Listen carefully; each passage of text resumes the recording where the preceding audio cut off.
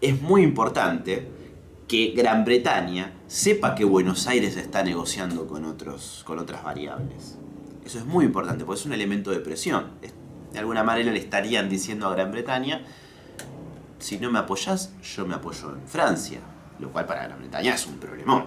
¿Sí? Hasta por lo menos la derrota de Napoleón, hasta que no se efectivice esa derrota, que recién es en 1815, es, digamos, el elemento en juego. Es decir, bueno, ¿cómo le gano a Francia en mi disputa hegemónica en el mundo? Digo, en el caso de Gran Bretaña. Bueno, Buenos Aires que se ampara de esa disputa diciendo, bueno, si yo no obtengo el apoyo que necesito, lo iré a buscar a otro lado. Lo iré a buscar en Francia, lo iré a buscar en Estados Unidos. Incluso se envían emisarios a Estados Unidos. El hijo de Saavedra es uno de ellos, a buscar apoyo militar efectivo. Va a buscar armas, sobre todo la compra de armas es el elemento para entender, digamos, parte de estas negociaciones. Es decir, se busca todo el tiempo a ver quién me puede vender armas, qué Estado, digamos, me garantizaría que yo pueda proveerme de armas para la disputa en la guerra con los ejércitos realistas. Eso es importantísimo. Lo mismo en Gran Bretaña, se busca también ese tipo de apoyo financiero, si se quiere, para financiar la revolución. ¿Cómo será la cuestión? Que si bien el Estado británico no va efectivamente a mandar un ejército, nada por el estilo, muchos comerciantes, sin embargo, van a financiar corsarios. Muchos británicos integrarán también lo que serán los ejércitos sudamericanos. Es decir, a ver, es un juego importante negociar con las distintas potencias. Eso no significa que digamos, se retrocede en términos de la voluntad nacional. Todo lo contrario, es una forma de delimitar ese espacio donde la diplomacia juega un rol fundamental. Yendo a los antecedentes de este periodo que estamos analizando, ¿no?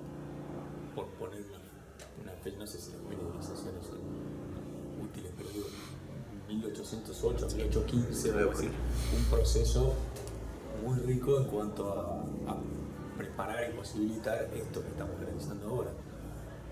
Vos nombraste ya uno de los antecedentes de la Revolución Norteamericana, ¿verdad? Que también influyó junto con la francesa. Pero te iba a preguntar, contemporáneos a esos hechos, también estuvo la de Haití. ¿Cómo juega eso, digamos? La de Haití es todo un tema. La revolución haitiana es todo un tema, sobre todo porque sabemos que el personal que lo realiza es un personal que provenía de relaciones sociales esclavistas, ¿sí? Bueno, es un problema. Juega un rol interesante en el sentido de que es cierto que todas las revoluciones no quieren reproducir digamos, el modelo haitiano. En el sentido de, bueno, subvertir el orden social a tal punto de exacerbar a que los esclavos quieran, de alguna manera, obtener reivindicaciones más allá de las que se les podía dar en ese contexto y circunstancia. La esclavitud en el Río de la Plata recién segunda parte del siglo XIX se va a abolir. Hasta entonces se logrará la libertad de vientres, digamos, en otros tipos de reivindicaciones, pero no la abolición de la esclavitud. Digamos, es un esquema interesante porque efectivamente es una forma de revolución que procede de alguna manera del barro de la historia. Sin embargo, uno lo que va a observar es que efectivamente para realizar la revolución, tanto en el Río de la Plata como en otros contextos concretos, bueno, ya sea en la banda oriental, bueno, digamos, todos requieren de la movilización de las masas, ¿sí? De alguna manera, digamos, hay mucha historiografía que señala como que el miedo a reproducir la revolución haitiana, bueno, lleva a un orden general de no armar a las masas. Bueno, eso es mentira. Digamos, uno ve la composición de los ejércitos, ¿por quién está compuesto? Por las masas, ¿sí? Los ejércitos en particular. Entonces, pero es cierto que manteniendo un perfil digamos, de lograr esa alianza sobre la base de reivindicaciones secundarias de clase de estas clases sociales. Claro, ¿cuánto modificaba la relación anterior? Claro, lo que modificaba era, había una gran modificación porque estamos hablando de relaciones que en el largo plazo se van a ver disueltas, ¿sí? Estamos hablando del esclavismo, como te digo, recién se va a abolir en 1850 y pico. Pero a ver, vos de alguna manera necesitás trazar una alianza. ¿sí? La libertad de vientres, por ejemplo. Es una forma de trazar una alianza. Lo mismo con los recursos que se pagan, digamos, toda esa masa de dinero que va fluyendo a través de la estructura de las milicias y de los ejércitos. Digamos, gran parte de las clases explotadas, digamos, adquieren ciertos recursos para poder solidificar esa alianza con las distintas fracciones de la burguesía que están en pugna. Es decir, se los necesita, ¿sí? Se los necesita y mucho. La realidad es que se trata obviamente de, digamos, asegurar que esa revolución se concentre en tareas específicas posibles en ese contexto, ¿sí? Es decir, si vos estás en la revolución y necesitas un ejército de reserva que lo podés sacar de los esclavos para combatir, bueno, no sé hasta qué punto le convenía al poder revolucionario abolir la esclavitud, incluso teniendo la posición de los propietarios. Muchos de esos mismos burgueses necesitan a los esclavos. Entonces, digamos, hay distintas variables, ¿sí? Pero lo que quiero decir es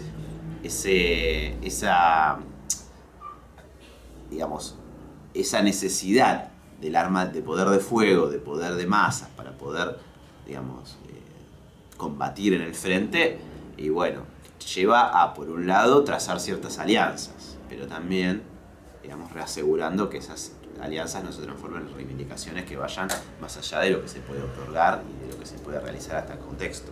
No sé si me explico. Sí, claro. Sí. Que los que ganen la guerra después no quieren gobernar, ¿no? Los que ganan, perdón, no entendí. Digo, sí. Una vez que desapareció el objetivo de la guerra como necesidad de gobernar las masas, que las masas no intenten gobernar, ¿verdad? Ese sería el... Bueno, sí, esto hasta el día de hoy, digamos, hasta que ha terminado la medida tal de que se vaya consolidando el capitalismo, la burguesía va a ejercer ese dominio que se traduciría en dominio político, pero que lo necesita en un punto de una base social que conceda, digamos, ciertos elementos de manera tal de poder trazar una alianza social con la clase obrera. Digo, esto de algún modo hoy también es así. Sí. Y en la mitad de esta década que estamos analizando, ¿no? 1810, 1820. ¿Cómo quedan los tantos, digamos? Según tu opinión, socialmente hablando. ¿Entre quién y quién? Bueno, entre los distintos grupos sociales, ¿no? De esa época. Y es muy conflictivo. Si uno ve, por ejemplo, cuando cae en 1818, 1820, todo lo que es el proceso de disgregación del directorio,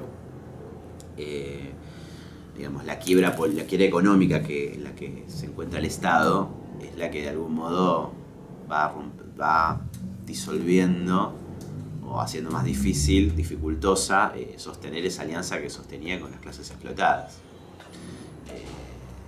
Nosotros veíamos en un estudio que tenemos en nuestra revista de Razón y Revolución, se llama Madurez e Infantilismo en las Masas, el reino de este mundo. Lo que observábamos era cómo el directorio no podía sostener una alianza social con las clases explotadas porque estaba en quiebra. ¿Por qué? Porque efectivamente no le podía destinar el dinero necesario a los distintos cuerpos. Entonces ahí uno es cuando ve los distintos amotinamientos del cuerpo de pardos, morenos, etc. Entonces, de alguna manera, digamos, lo que permite, en este contexto, lo que permite sostener una alianza es la capacidad de administrar recursos. El Estado de Buenos Aires en 1820 está en quiebra. Entonces, es muy difícil sostener esa alianza social. La va a reconstruir de todos modos. ¿Y cómo la va a reconstruir? Porque efectivamente, si uno se para en 1820 y después ve 1835, bueno, Rosas cómo construye su hegemonía en Buenos Aires. La construye sobre la base de una alianza social muy sólida. Eso está permitido por, obviamente, las arcas de Buenos Aires que comienzan a crecer a la par de la incorporación, la incorporación más efectiva del mercado mundial, de alguna manera, y obviamente las riquezas aduaneras que le provee el puerto de Buenos Aires. Pero bueno, en un contexto donde veníamos de 10 años de guerra, todos esos recursos, ¿a dónde iban a parar? Por supuesto que a la guerra. Entonces, en el momento, en 1820, ya el Estado de Buenos Aires no podía sostener una alianza social que le permitiera mantener un orden más o menos estable en la misma ciudad. Y eso de alguna manera es un problema. Luego eso se lo va a reconstruir. ¿Sí? Lo va a reconstruir primero intentándolo por lo que se llama la feliz experiencia, la construcción del partido del orden. Y luego, obviamente, ya la variable federal, el Partido Federal va a lograr trazar esa sólida alianza, que durará unos años, por supuesto. ¿Por qué te parece que desde la política está tan cargado esto, lo del bicentenario, la reivindicación del Estado-Nación, de la independencia, de la patria, ¿no? Como que hay una necesidad, ¿no? de marcar eso, y por otro lado estos análisis que vos vienen a hacer que tienen un contenido más realista, si se quiere, ¿no? ¿Por qué la política tiene tanta necesidad de levantar de que fuimos patriotas y de que fuimos revolucionarios?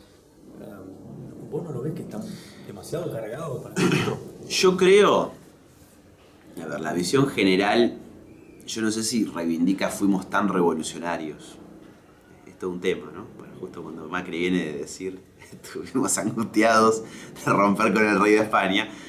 Es interesante esa declaración porque justamente de alguna manera da cuenta de lo que opina cierto sector de la historiografía, ¿no? Esta idea de que en realidad no hay una revolución. Digamos, la historiografía hoy académica no piensa que haya una revolución. Pero sí una independencia.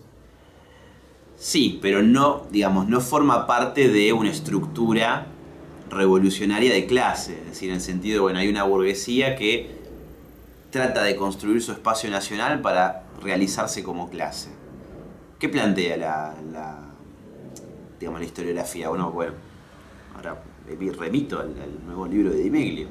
Lo que plantea es 1806-1810, ¿sí? Las invasiones inglesas han generado un cambio interno en las élites.